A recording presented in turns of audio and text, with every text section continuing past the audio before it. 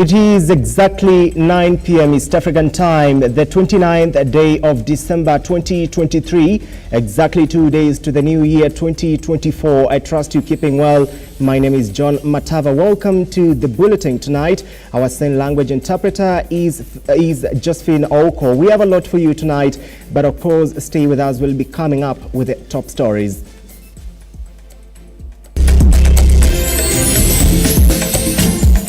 Tonight on Lookup Weekend.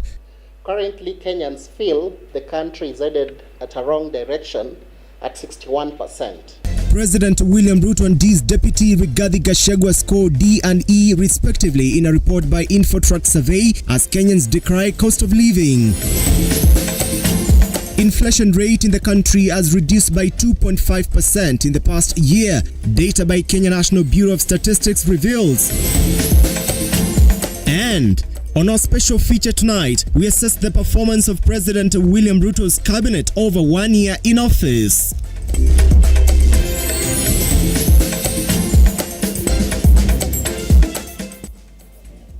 Welcome to the program from wherever you're watching from. Thank you so much for joining us right here at Lookuptv. Let's get started. President William Ruto has scored a D plane in his performance in the past year, while his deputy Rigathi Gachagua has scored an E. This according to a survey by the Infotrack research company released today. As Mevin Getembe reports, 61% of the Kenyans interviewed believed the country is headed in a wrong direction. President William Ruto's government has no doubt come under a lot of scrutiny in the past years, with the high cost of living top among the key issues facing Kenyans. In an Infotrack survey report released today, Ruto's government continues to get the heat with performance of the executive and other key government officials rated. In his performance, the president was rated at 47%, DP was rated the lowest, scoring 36%, his cabinet at 43%, the National Assembly was rated at 43%, and the opposition lied at 48%. Among the key issues that Kenyans feel that the government needs to address to lighten the high cost of living, the cost of living top at 93%, unemployment at 37%, poverty equals to 20%, increased in taxation at 17%, poor governance at 11%, and also corruption at 10%. It has been over 1 year now since the government took into office. 61% of the Kenyans feeling that Kenya is heading into the wrong direction. 18% of them feel that Kenya is headed into the right direction. 17% of the Kenyans didn't know whether Kenya was taking the right or wrong direction, as 0.1% of Kenyans refused to answer. If we check over time, and this, when I say over time, I'm only considering 2022 December and to date. Currently, Kenyans feel the country is headed at a wrong direction at 61%. If you compare that with last year, December, same period, it was at 55%. So we see a change of 7% from last year. 30% of Kenyans remains optimistic that Kenya Kwanza government will perform better in the coming year. The 1,500 or so represented the majority, said 30% it will be a better year. So there is a ray of hope. And of course 19% feel it will just be the same. And 21% say it will be worse than 2023. I don't know how worse it will be, considering the way 2023 has been. And of course, there are those who don't know, because we've not yet entered the year. They can't for sure tell, represented by 30%. Mevin Getembe, Lookuptv, Nairobi. Thank you so much, Mevin Getembe, for that story. Moving forward, the Kenya's year-on-year inflation has reduced by 2.5%, up from 9.1% recorded last year to 6.6% as of December 2023. In a report released by the Kenya National Bureau of Statistics, the report is lowest since April 2022.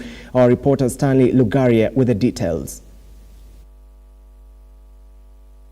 The record is the lowest inflation Kenya has reported since April 2022, with the rate dropping from 6.8% as reported in November 2023.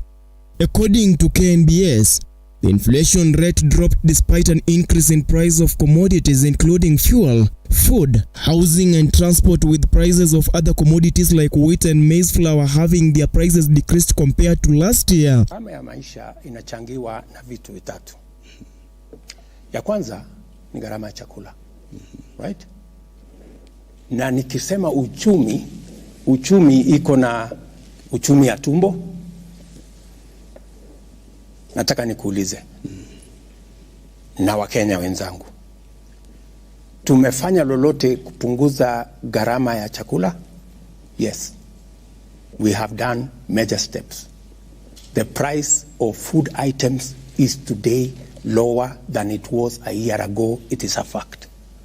During the State of Nation address with media, President William Ruto announced that the reduced inflation rate is as an indication that the economy is stabilizing and a reflection of the effective monetary policy and control put in place by the Kenya Kwanza administration. Globally, where is Kenya? Uchumi wa numbers. And these are not my figures. We've brought down inflation from 9 point something to now 6.8. Those are figures, global figures of the World Bank. Number two, our economy is growing at 5.4%. Not my figures, World Bank figures, right? In fact, they quote Kenya is the 29th fastest growing economy globally. The Statistics Bureau estimates that Kenya's gross domestic product GDP expanded by 5.9% in the third quarter of this year that ended in September compared to 4.3% recorded over the same period in the year 2022. There is still no money in people's pockets. Uchumi wa mfuko bado ndio bado. Yeah? Utakuwa lini? Are we doing something about it? Yes. That is why we are spending more money in education. Yeah? We are putting more money in education. In fact, this year we are putting an extra 120 billion in education. Number two, we are putting more money in health. That is why we've passed 4 laws. What do we want to do? We want to make sure every ordinary citizen has a health insurance. Stanley Lugaria, Lookuptv. Thank you so much, Stanley Lugaria, for that story. Moving forward, Siaya Governor James Orengo has today revealed his 5-year development plan for the county, emphasizing his commitment to transforming Siaya County. In his State of the County address, he pledged to elevate Siaya Town to required standards, complete the construction of the county stadium, enhance roads, improve the county referral hospital, build affordable housing and modern market, and a bus stage and a fire station. Orengo reassured residents that concrete plans are in place to fulfill promises and bring a positive change come 2024. We have planned very well what we are going to execute in the next 5 years. But every year, we got an annual development plan. Every year, we have a budget. And in approving that budget, we have relied on the county assembly, with whom we have had a partnership that makes work very easy. So this year, I want you, from January, to begin counting what we're doing. Sisi si watu wa kusema atu tunapanga. Sisi yetu ni kufanya.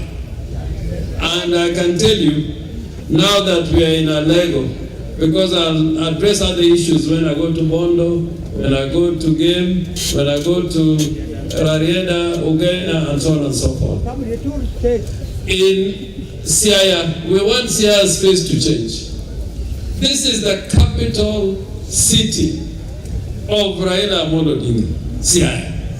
So Siaya must be different from what it is today.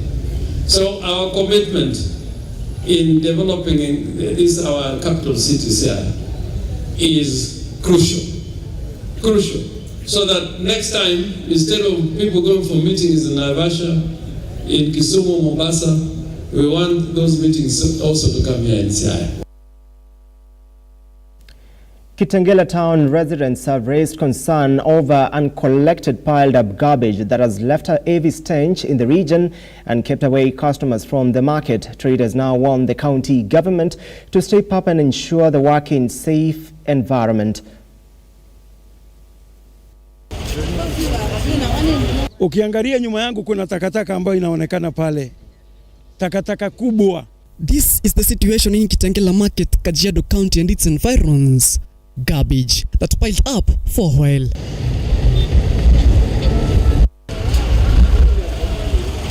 Kitengela town residents now find themselves grappling with the unsightly environment as their once vibrant clean town now stinks out like an eyesore. Ninauza omena na hii uchafu ambayo imejaa mahali hapa inaniadhiri, manake inzi inatoka pale inajaa kwa kazi yangu. Customer akikuja akipata inzi amejaa kwa omena, anaona hii ni kama omena si mzuri, ni omena imeharibika, na saa hiyo utakuwa umeleta omena iko fresh. So ukisema watutolee uchafu hawawezi toa, lakini pesa wanachukua kila siku. Usipolipa kesho yake unalipa double. Sasa tunaomba mtusaidie hii uchafu atuondolee, soko ikuwe safi. Wahusika, unajua wakati tunaambia wale wa kuchukua shilingi 30 kila siku, nyinyi mbona mtutolee uchafu, mnatuachia uchafu na mnachukua pesa, wanasema sio kazi yao, hiyo ni kazi ya environmental. Sasa sisi tunashindwa, wao na environment mbona hawezi ungana pamoja, wawe kitu kimoja alafu watusafishie soko. Traders, forced to navigate their fresh produce and foodstuffs through heaps of garbage, expressed frustrations over the adverse impact on their businesses. Agitated locals pointed fingers on the county government, accusing it of failing to promptly address the garbage issue despite consistently collecting daily payments. Mimi ni mwanabiashara wa hii soko. Haki tumesumbuliwa na hii uchafu kwa muda mrefu, sababu tunauza madudu, sikikuja mpaka mahali tunausia hata customer wanalalamika kuhusu uchafu. Tunaomba tu kama ingewezekana, naona kanjo inapita hapa kila siku, tunatoa uzuru na bado uchafu huko inatusumbua. Hata tuko na municipal bado hata tunashinda kuelewa municipality iko na bado uchafu iko hapo, mpaka wadudu wanatembea tu, customer wanashinda wakilalamika, hata tukiwauzia tu ni kushinda kulalamika. Sasa tunauliza hii pesa tunatoa kila siku ya kanjo inaenda wapi kama watu ondolee uchafu? Traders are now calling on the county government to speed up cleaning and garbage collection as they struggle to attract customers. Ningeomba serikali wajitahidi kuondoa takataka, inaumiza bado hata watu wengi kiafya, bado mazingira imechafuka. Watu wengi hapa wanakaa bila hata kwa amani, bado inanuka. Yaani hakuna mwenye anakaa kwa amani hapa. Martin Masharia, Lookuptv. Thank you so much, Martin, for that story. Let's take you to Kiambu County, where the residents of Kiara in Kiambu County and the human rights activists held demonstrations demanding healthcare services at Kiara Level 4 Hospital. The locals have decried lack of power, insufficient doctors, and unavailability of medicine at the facility. They're now calling on the Governor Kimani Wamatangi to address the alarming situation as they are forced to seek treatment in private facilities, which is very costly.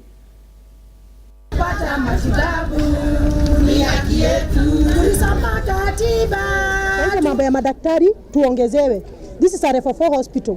Haya, another case. Kuna saa hii wana renovate, hawako serious ati juu ya renovation. Wagonjwa wanakuja, wengine wanaambiwa waende Kiambu na mama anataka kujifungua. For real, mama atatokaje hapa na uchungu hadi Kiambu? Kwa hivyo hapo hata kama wana renovate, watu angalilie. Kitu kingine, wagonjwa wakiwa admitted, hakuna chakula. Haya, stima ikirudishwa siku 2, siku ya 3 hakuna. Kweli kunaendanga aje? Madawa hakukuangi, ikikuja tu siku 2, another 1 week hakuna madawa. Kitu kingine ile ya muhimu kabisa, kwanza yenye uanga inaniumiza. Ukikuja hapa wanatumanga mtu SDA. Ati kuna kipimo inatakikana sijui ya 2000. Mtu hana kazi, mtu mgonjwa, mtu hana nguvu. Level 4 hospital hizo vipimo zote inafaa iwe nazo. Kwa hivyo mimi sijafurahishwa na hiyo hosi, waangalie hiyo mama. We see here Kihara Hospital and the Kiambu County at large. A lot of women issues have been neglected, sexual health, reproductive issues. The renovation has, as much as we appreciate the renovation,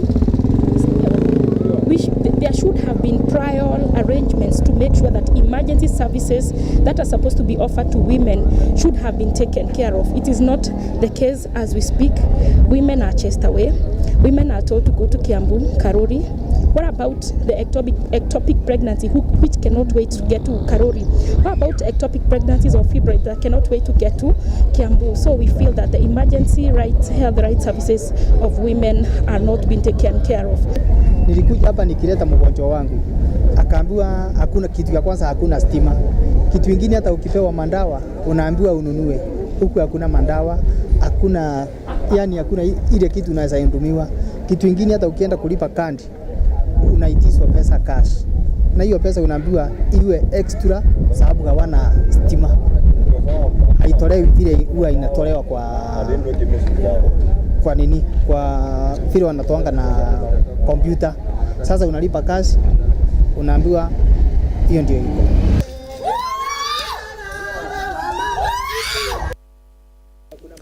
And that story takes us on a short break right here and Look Up Weekend. Stay with us. We'll be coming up with much more news for you.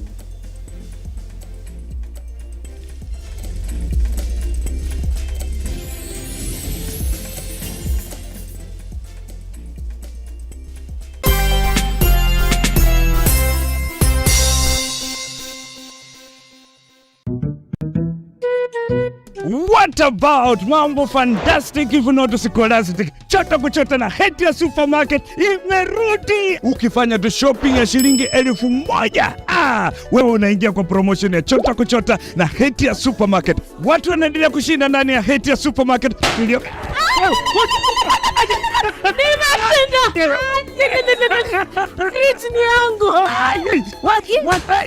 Mwana tata kitoko. Wewe na umeshinda nini? Karibu ndani ya Hetia Supermarket uweze kuchota kwa wingi kabisa. Watu wanasema nini? Nakwambia kwamba chota kuchota. Unangoja nini? Magari 7 za kushindaniwa, TV, fridge, microwave, shopping vouchers, school fees vouchers, instant prizes na zawadi zingine kemkem. Chota kuchota imethaminiwa na Hetia's Oven Fresh Bakery, Gigabyte, Mount Kenya Milk, Clover's Food Products, Velvet, Magic Drink, Pwani Oil, Arenco, Fruit Juice, Masterchef, Toilex, Coolsip, Mika, Wash Ultra, Philos, Bristol, Nivea, My Choice, Ushindi, Fresh Fry, Arimis Jelly, Cabernet Water, Dettol, Ketepa, Meta, Glucose, Coca-Cola, Rosy Tissue, Big Giant, Elbins, Unilever, Fresh, Unga wa Dola, Blue Band na Pasta Star. Shindano la chota kuchota linaanza tarehe 1 Disemba hadi tarehe 10 Februari mwaka 2024. Hetia Supermarket, a world of choice.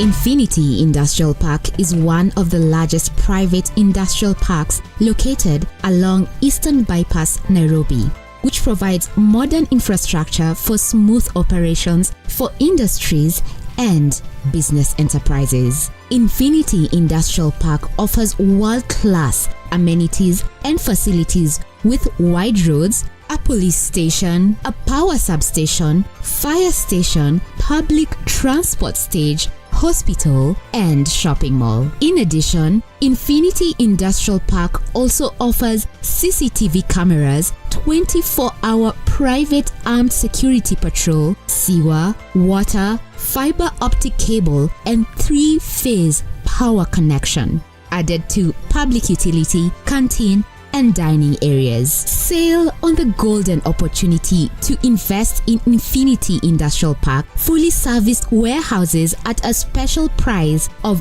3,569 Kenyan shillings per square foot. For more inquiries, visit our website infinityindustrialpark.com.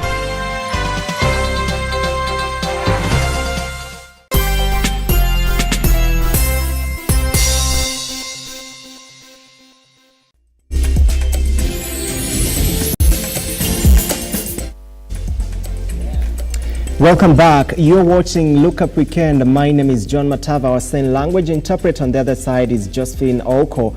With a long holiday comes a challenge for parents trying to balance between giving their children a much-needed vacation and making sure they keep up with their studies. In efforts to strike a balance, a grade 6 learner in Malindi County has managed to make work easier using Century technology to do her homework with introduced a school a few years ago. Century Tech is an app that we use to do our homework or learn more about things we learned in school. First, the teacher gives you your username and the password for the Century Tech app. We learned from our school when it was first introduced to our class. We were all excited to learn about what's this app. Century Tech was introduced in 2022 when Nisha was in grade 5, and we were called for a meeting as parents to learn how it works. But anyway, even before they called us as parents, and Nisha would come home with the homework and says, oh, we have homework, but I have to do it through the laptop. And at first I was a little bit, what can I say, skeptical, because we know how technology is with the children. The minute they touch the phone or the laptop, they want to spend hours and hours on it. But the first times that she did the homework and I observed how she was doing it, I was really impressed, because comparing how when we went to school through the 844 system, I believe it was very difficult for us. And when you see this, the Century Tech is like something that is very simplified. It's really important. It helps me to understand new things and learn more in school. Like when the teacher asks you to read about parts of speech in English, you can go to Century Tech and learn more about parts of speech. Instead of using the textbook, sometimes they don't have all the information, so we go to Century Tech. Century Tech has helped me to get better grades. Nowadays, I'm getting better grades with Century Tech. For the people that don't know what Century Tech is, an online learning platform that uses artificial intelligence, and it gives the child an assessment. It's like a test to see the strengths and the weaknesses of the child. And the answers are instant. So if a child answers the question correctly, or for example, if they answer it wrongly, there's an answer to the question. So the system assesses the strengths and the weakness of the child, and they give the homework through something they call the nugget. Century Tech is an app that we get to do our homework and learn more. You can download the app or you can go to Google and write Century Tech. But you must have the password of the school and your username. Leaders in the Mount Kenya region have been challenged to support sporting activities fully to empower upcoming talents who face challenges striving to play at the national and the international arena. Speaking during the monthly jogging by athletics by the Kenya Embu and the Mkunji Jogging Club, Athletes Kenya Chair Branch Stephen Njeru stressed the importance of supporting talents, noting that they are seeking to start under 20, 15 and 10, and 5 comes to nurture athletics talents at the tender age.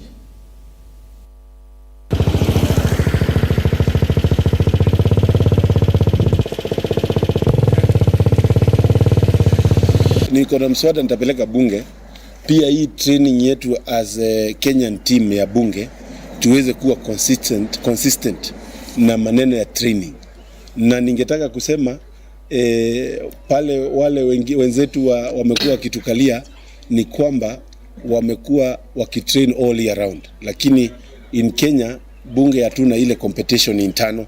Kwa hivyo hiyo ni kitu napeleka upande ya bunge ya kwamba tukue na internal competition tukijitayarisha kucompete na wenzetu wa nchi hizi zingine. Nachukulia hii kitu kama showcasing Embu ama Manyata constituency kama area yenye iko na potential sana maneno ya athletics, na hii ni kwa sababu tumeona pia athletics wakitoka nje wakikuja kukimbilia huku kwetu kwa sababu ya climate mzuri ya hii area yetu, na pia route mzuri Kigari pale pamekuwa area ambayo athletics kama kina Kipchoge wanakuja kufanya training. ili waweze kukua na hiyo energy na kukua na hiyo resistance. Tunataka ku-identify talent. We shall have wale under 10, even under 5 na under 15. Tuwe na camp zote from under 20, under 15, under 10, under 5. Na tutakuwa na competition yetu 13th January kule golf club, na ambayo after 2 weeks tuwe na region, na tutaleta wale watoto wote pamoja ili tuanze ku-identify our talent mapema. Now, moving forward to our special feature tonight, it has been exactly 1 year, 3 months and 18 days since President William Ruto took office, a government that has received praise and criticism in equal measures. Tonight, we do a comprehensive assessment of the performance of the cabinet in the past 1 year. And of course, that story will be watching as we sign out right here on Look Up Weekend. My name is John Matava. Our sign language interpreter has been Josephine Oko. Please make sure that you keep safe. Until then, keep watching.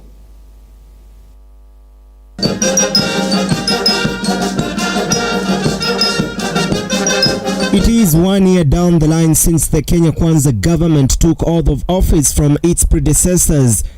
However, the public and various relevant bodies have been keen on weighing the performance of this government in 1 year of service. Several non-governmental organizations have been keen on scrutinizing the performance of the Kenya Kwanza government from different ministers in the government. Through the survey conducted from more than 30,000 Kenyans from all the 47 counties, all the 21 ministers have been ranked according to the performance on basis of their competency to run their docket, dedication to serving the public, as well as the changes realized in their offices of duty. According to TIFA report, Minister of Interior Professor Kithure Kindiki was ranked the leading in the minister's performance in the Kenya Kwanza government with 60%, seconded by his counterpart in the Ministry of Education Ezekiel Machogu. As the minister responsible, that there is no contradiction between the work the Inspector General of Police is doing and the work IPOA is doing and the work the National Police Service Commission is doing. There is no contradiction. I have been to every county and every corner of this country, including the most dangerous operational area. And I want to tell you, for those who understand the risk, the exposure that our officers go through every day. Through his dedication to fighting banditry and restoring peace, more especially in the North Rift region, where there has been lawlessness caused by livestock theft, has been seen as a scaling factor in his credible performance within 1 year in the office. Mukora usikubali apite na wewe, kwa sababu katika hii vita ni yule atapata mwingine mapema, si ni kweli? Si ni yule atapata mwingine mapema? So wewe usikubali akupate kabla hujafanya jambo. Kindiki's top ranking as the best performed minister as per TIFA's report has been compounded with his office being one of the government's offices with less expenditure. His traveling abroad is limited as compared to other dockets, with the security levels in the country indicating an improvement with 70%. Kama wataki kukoma wizi wa ng'ombe, wahame Kenya watafute nchi nyingine. Kama hawataki kukoma wizi wa ng'ombe, hawataki kuhama Kenya, tutawasafirisha one way. As compared to his counterpart, the Education Minister Ezekiel Machogu, through the new CBC curriculum, bagged the second position in the government's ministry's performance. Since his ascension to the office, he has been pushing on the fight against exam malpractices in the just concluded 844 curriculum. The ones who scored between 001 to 099 were 2,060 candidates, which formed 0.15%. The number, therefore, total number that sat the examination was 1,406,557, translating into 99.34%. However, through the controversies that arose from this year's final examination that marked the end of the 844 system, the public has been questioning his ranking as the second in the performance. Nevertheless, the measures that he has orchestrated towards the success of this year's examinations, despite the counted challenges, makes his performance stand out.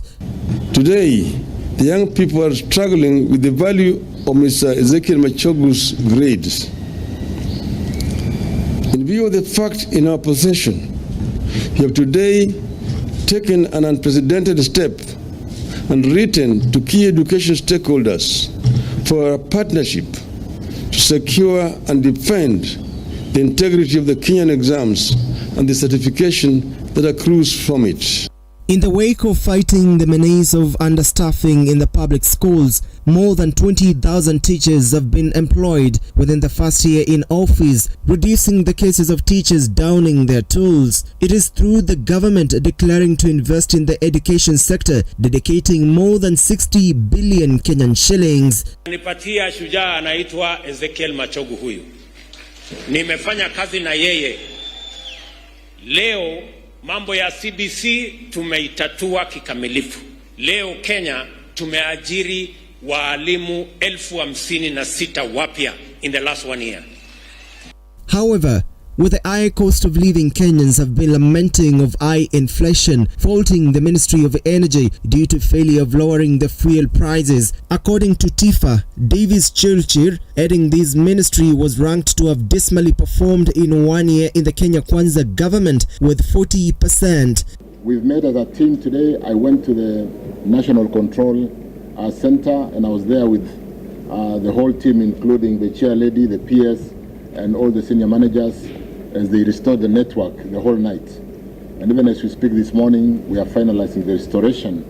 And it is something we must pay attention to as a country, so that we build the kind of country we would like investors to be proud of, the kind of country we would like all of us to be proud of, because when there is no power, it impacts on the health institution, it impacts on every walks of life. And it is not something that anybody would pride of to have this kind of downtimes. I've got a written statement which I will share with you, but allow me to basically go through it very quickly, and we can do the question and answer, because I said we know where the problem is and we are addressing those challenges. It's bound to happen again, but we will look at serious maintenance, but the gist of it is lack of investment in the network for a long time. And when I go through my statement, you'll appreciate that the fact that we've continued to connect customers on the last mile, we've continued to build industry, and we've not built a network in the last 5, 6, 7 years. And there is so much constraint in the transmission of electrons from wherever they are generated. And sometimes the network drips when it is overloaded. Yesterday was caused by an overload between Kisumu, Moroni, when there was sudden demand, and the line that between Kisumu and Moroni is dimensioned to carry 80 megawatts. The high cost of fuel has made most Kenyans to experience hardship in their businesses, with most of them pointing fingers in the Kenya Kwanza government due to its failure to accomplish its promises of reducing the cost of living after sending on power. Many having more questions than answers, now requesting the Kenya Kwanza government to avoid excuses and devote themselves to fulfilling their promises. Amekuwa rais wa promise, ambayo imekuwa ni ghadhabu kwetu sana, sababu tukimwona akizungumza kwanza tumekuwa na machungu sana kama wa Kenya. Tuko na machungu mengi sana, sababu kila mara akizungumza ni kutuahidi hadi paka tutahaidiwa paka lini kama wa Kenya. Sijaona performance yenyewe ambao mheshimiwa rais ameweza kuperform juu. Hata nikiweza angalia maisha inaenda tu, gharama ya maisha, economy inaenda ikiwa juu sana. Juu kiweza sema tu economy, kama anaweza tutengenezea mambo na economy inaweza kuwa iko sawa sana, kwa sababu hii mambo ya gharama isiwe iko juu sana, hali iko juu sana. Juu sasa tuangalia sisi mwananchi wa chini, vitu kama stima ambazo tunafaa tunatumia ziko hali ya juu. Hapo awali nyuma serikali iliyopita nilikuwa naweza kujimudu, naweza kuleta chakula kwa meza, lakini kwa sasa imekuwa ni hali ngumu kabisa ya maisha. Kwa asilimia, kwa performance ya 10/10 naompa 1%. Yaani sijawahi ona rais ambaye anaambia Mkenya nikiwekelea Biblia chini maisha itakuwa sawa. Kumbe alikuwa anamaanisha bottom up, ilikuwa kutupandishia maisha sisi raia. Na aliambia mwana bodaboda ataanza na yeye, kumbe alikuwa anaanza na sisi kutupandishia bei ya bidhaa sote. So ile kitu namuomba kama rais, kama ataenda kutumbia wananchi leo, angalie vile ataweka subsidy, atashughulikia mambo ya kupunguza bei ya bidhaa ambazo ni muhimu kwa mwananchi wa kawaida. John Matava, Lookuptv, Nairobi.